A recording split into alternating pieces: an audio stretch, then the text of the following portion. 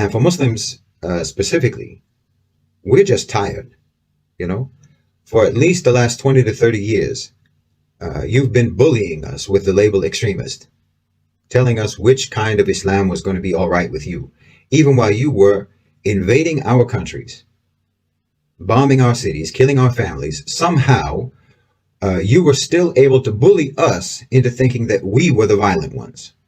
The West was like a murderer who stabs someone and gets the victim's blood all over his own clothes, and then he starts screaming, "Help, help, I'm bleeding."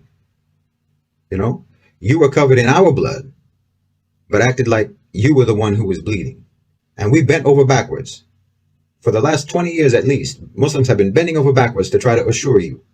And you tricked us with the promise of acceptance and approval. And acceptance and approval from you meant that maybe you wouldn't bomb us. Maybe you wouldn't lock us up in Guantanamo Bay.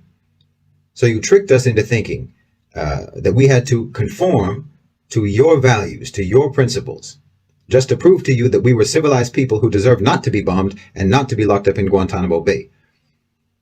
It was like, when you try to access a website and you have to prove that you're not a robot, except it's a never-ending loop.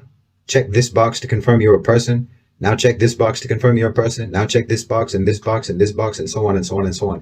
And in the end, we never get accepted anyway. But during that whole process, over the last couple of decades, you showed us time and time again that the values and the principles that you wanted us to conform with, you don't even conform with. And we're going through this whole process of checking the boxes. And finally, we're checking all of these boxes until finally we get to a box that says that we have to accept gay marriage, and we have to accept that women can have penises. And at that point, the whole Muslim world collectively had an epiphany. Oh, well, these people are just crazy. Like I said, Western civilization is an imposter. And in 2023, you've been thoroughly found out.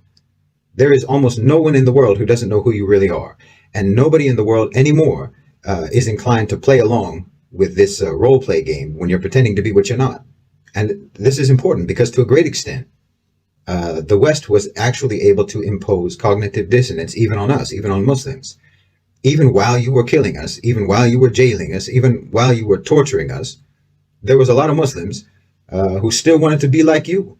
A lot of Muslims were mesmerized by your words to the extent that they would overlook your actions or make excuses for your actions because you talked so high and mighty, You talked about such lofty morals. So it's disconcerting, it's disorienting because your actions have always been the polar opposite of what you talk about. But from 2001 to 2023, there's been a change. The lies of the West, the lies of Western civilization have become unsustainable, and the truth has become undeniable. And even millions of people in the West can see it now. They can see that it is an imposter civilization. They can see that you have only ever used morals and values as a camouflage, as a disguise. Like I said, what you have been doing to Muslim populations and populations across the global South, now you're doing to your own populations. So they can see you never believed any of that stuff about freedom and liberty and democracy. You don't even care if your own people starve. You don't care if your own people have a place to live. You don't care if they're sick. You don't care if they freeze in the wintertime. You don't care if they have clean drinking water. You don't even care if they mutilate themselves or mutilate their children. You don't care if your own people stop having babies and go extinct. It's all a sham. So the veil has been lifted and there's no putting it back. The wool has been pulled from over their eyes, from over the eyes of the world, and there's no pulling it back down again. But as I've talked about over and over again, my concern is that the societal implosion of the West is being misinterpreted and is being misunderstood by Muslims and by the countries of the global South. It's being misunderstood because we think it means that we're going to be free, that our oppressor, like I said, has become weak. But that's not exactly what's happening. The West isn't collapsing, it's being conquered. And it's being conquered by private sector power, by the owners and controllers of global financialized capital. And that same power wants to conquer us too, all over again, just as we're seeing the chance to be free. This is why I've said for years that you have to understand who the real powers are. who the real enemies are. Because the decline of the West, the decline of American state power, does not mean the creation of a multipolar world.